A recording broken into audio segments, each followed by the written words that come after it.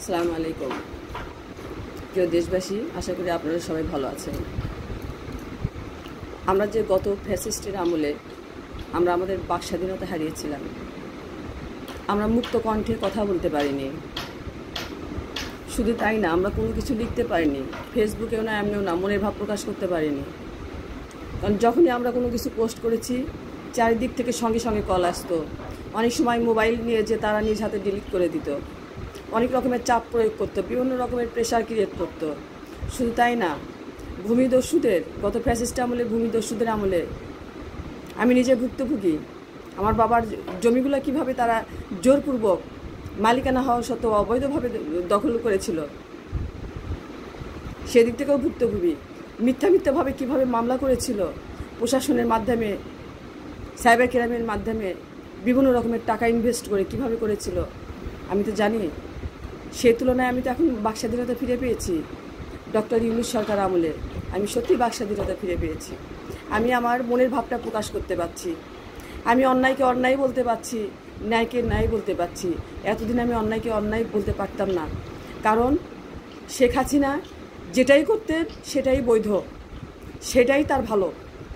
আর ওনার কোনো সমালোচনা বা কোনো কিছু করতে গেলেই সেটাই অবৈধ, সেটা তার জন্য নারকীয়। তার জানাজা পড়ানো হতো, মানে উনি যেটাই করবেন সেটাই ঠিক, আর কেউ কিছু বলতে পারবে না। কারো কোনো মুখের ভাষা ছিল না, কোনো কিছু ছিল না। কাজে এখন যখন আমরা বাক স্বাধীনতা ফিরে পেয়েছি, এই ছাত্র আন্দোলনের মাধ্যমে, ছাত্র জনতার আন্দোলনের মাধ্যমে, ওদের শহীদ, যারা শহীদ হয়েছেন, যারা জীবন দিয়েছেন, যারা রক্ত ঝরিয়েছেন, যারা পঙ্গুত্ব বরণ করে দিয়েছেন, এখনও বিছানায় কাতরাচ্ছেন, তাদের প্রতি সম্মান রেখে বলছি, তাদের জীবন, তাদের আত্মা, তাদের পরিবার আমরা ফিরিয়ে দিতে পারবো না, কোনোদিনও পারবো না। কিন্তু তারা যে আমাদের বাক স্বাধীনতা ফিরে দিয়েছে, এটা তো অকৃতজ্ঞের মতো অস্বীকার করতে পারবো না, কখনোই পারবো না অস্বীকার করতে। আর এই জন্যই অন্যায়কে অন্যায় বলার অধিকার আমার আছে, আমি সেটা বলতে পারছি। এখন ফেসবুকেও বলতে পারছি, মুখেও বলতে পারছি, সব জায়গায় বলতে পারছি। ন্যায়কে ন্যায় বলার অধিকার আছে। আমি তো চাইবই যে আমি আমার দেশকে ভালোবাসি, আমার দেশটা ভালো থাকুক, দুর্নীতিমুক্ত হোক, রাহুল করাল গ্রাস থেকে রক্ষা পাক, এইখানে সন্ত্রাসীদের হাত থেকে মুক্ত হোক, আমাদের দেশের মা বোনেরা তাদের ইজ্জত ফিরে পাক, আমাদের দেশের মা বোনেরা তারা নিরাপত্তা পাক, বাহিরে নিরাপদে চলাফেরা করুক। সন্ত্রাসী কর্মকাণ্ডের সঙ্গে, মাদকদ্রব্য পাচারের সঙ্গে, বিভিন্ন রকমের লুটপাটের সঙ্গে যেন এরা না থাকতে পারে, এদের যেন মুক্তকরণ করা হয়, এদের যেন স্বাধীন করা হয়। আমরা আমাদের মা বোনদের স্বাধীনতা চাই, নিরাপত্তার সহিত আমরা নিরাপত্তা চাই। তাদের নিরাপত্তা হিসেবে যা যা দরকার সেটা আমরা চাই, সেটা কায়েম করা হোক। ডক্টর ইউনূস সরকার সেটা চেষ্টা করছেন আমাদের দিতে। সবচেয়ে বড় কথা, আমরা বাক স্বাধীনতা ফিরে পেয়েছি তার মাধ্যমে। এই জন্যে আমি চাইব এই দেশকে দুর্নীতিমুক্ত করে, সে যে দলেরই হোক না কেন, কোনো দলের সাথে আমাদের কোনো বিরোধিতা নাই, কোনো কিছু নাই। কিন্তু আমার কথা হচ্ছে, আপনার দলের মধ্যে যে সন্ত্রাসীগুলো আছে, যে কর্মকাণ্ডগুলো আছে, এগুলোকে নির্মূল করুন, এগুলোকে সংশোধন করুন, এগুলো সংযোজিত করুন। কারণ অযোগ্য যারা, তাদেরকে বহিষ্কার করুন, যোগ্যদের নিয়ে আসুন। যারা রাজনীতি করবে জনসেবার উদ্দেশ্যে, তাদেরকে রাজনীতিতে নিয়ে আসুন। যারা রাজনীতি করবে টাকা ইনকামের উদ্দেশ্যে, দেশ ও জনগণের টাকা লুটপাটের উদ্দেশ্যে, তাদেরকে আর জনগণ দেখতে চায় না, আমরা দেখতে চাই না। জনগণ তাদেরকে দেখতে চায় যারা জনসেবা হিসেবে আসতে চায়, জনসেবককে আমরা দেখতে চাই। আমরা কোনো দুর্নীতিবাদ, কোনো লুটেরাকে আমরা দেখতে চাই না, সে যে দলেরই হোক, সমস্যা নাই। আমরা চাই আমাদের এই কান্ট্রি মুসলিম কান্ট্রি, মুসলিমদের ইজ্জত আবরু রক্ষা হোক, এবং ধর্মীয় অনুশাসন মেনে হোক, এবং এইটা আমাদের পড়াশোনার মানটা উন্নতি করানো হোক ধর্মীয় অনুশাসন মেনে। আমাদের সংবিধানটা পরিবর্তন করতে যা যা করণীয় সেটা করা হোক। দুইবারের বেশি যেন কোনো সরকার যেন ক্ষমতায় না থাকতে পারে। যখনই দেখবেন দুইবারের বেশি ক্ষমতায় থাকতে পারবে না, তখনই অনেকটা স্বচ্ছতা চলে আসবে।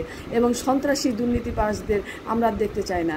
প্রতিটা সেক্টরে এমনভাবে সন্ত্রাসী দুর্নীতিবাজ বেড়ে গিয়েছে যে আমাদের রক্তের সাথে এগুলো মিশে গিয়েছে। মানুষ এখন সত্য বলতে ভয় পায়, মানুষ এখন মিথ্যার আশ্রয় নিয়ে সবসময় মুক্তি পায়।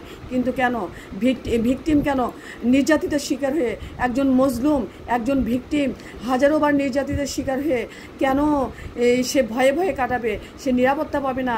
আর একজন আসামি, একজন হত্যার আসামি, একজন খুনের আসামি, একজন লুটেরা, একজন দুর্নীতিবাজ, একজন মাদক সম্রাট, তারা কেন একদম বুক ফুলিয়ে হেঁটে বেড়াবে এবং প্রাণনাশের হুমকি দিয়ে যাবে।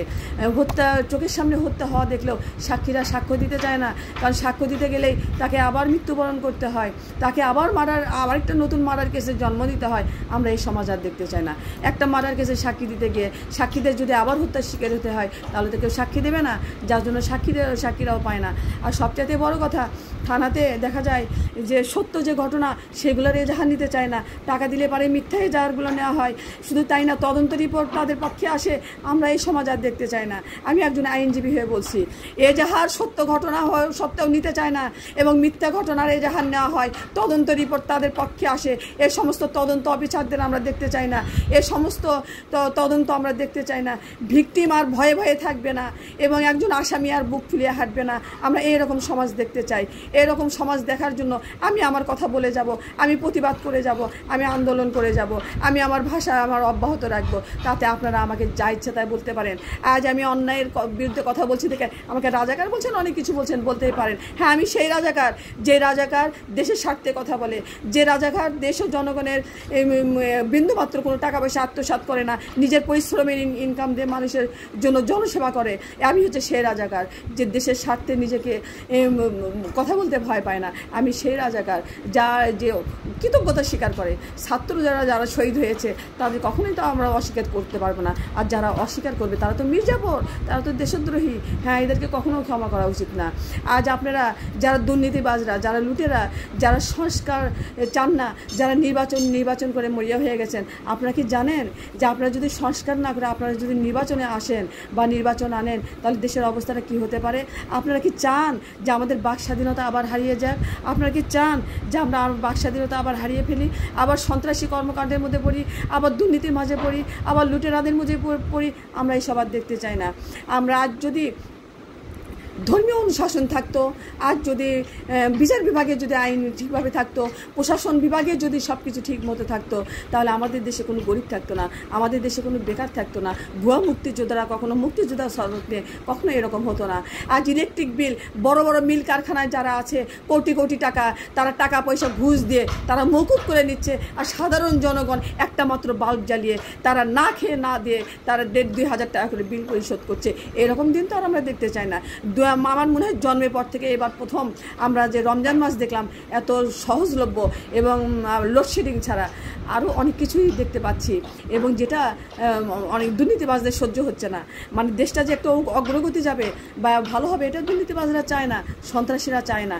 কাজে আমি বলবো, আমরা যদি আমাদের দেশকে যদি উন্নতি করতে চান, সেটা আপনারা যে দলেরই হোক না কেন, আপনাদের সবার উচিত, আমাদের সবার উচিত ডক্টর ইউনূসকে সহযোগিতা করে আমাদের দেশটা একটা উন্নত পর্যায়ে নিয়ে যাওয়া। কারণ তার মতো গ্লোবাল সেলিব্রিটি কিন্তু বাংলাদেশে আর কেউ নাই। আর যদি থাকে যে তার বিকল্প কেউ থাকে, তার নাম বলেন, তার ঘোষণা করেন, সামনে নিয়ে আসেন, আমরা দেখি, তাকে নিয়ে আসেন, যোগ্য স্থানে বসান, সমস্যা নাই। কিন্তু আমরা দুর্নীতিবাজ সমাজে থাকতে চাই না। আমরা অপরাধী হয়ে নির্যাতিত হয়ে আর ভয়ে ভয়ে থাকতে চাই না। অনেক ভয়ে ভয়ে থাকছি, অনেক ভয়ে ভয়ে কাটাইছি, অনেক মিথ্যা মামলা হয়েছে, অনেক কিছু হয়েছে। আমরা এগুলো থেকে এখন মুক্তি পেতে চাই। ডক্টর ইউনূস আমাদের বাক স্বাধীনতা ফিরে দিয়েছে, আমরা সব কিছু থেকে মুক্তি পেতে চাই। দেশবাসী, আপনারা সবাই ডক্টর ইউনূসকে সহযোগিতা করুন। আপনারা যত যে কথাই বলুন, আমি অন্যায়ের বিপক্ষে আমি বলবোই। আমি যেটা ভালো দেখবো ভালোকে ভালো বলবো, খারাপকে খারাপ বলবো, তাতে আপনারা যা ইচ্ছা বলেন, আমার কিচ্ছু যায় আসে না। ধন্যবাদ সবাইকে। আসসালামু আলাইকুম ওয়া রাহমাতুল্লাহি ওয়া বারাকাতুহু।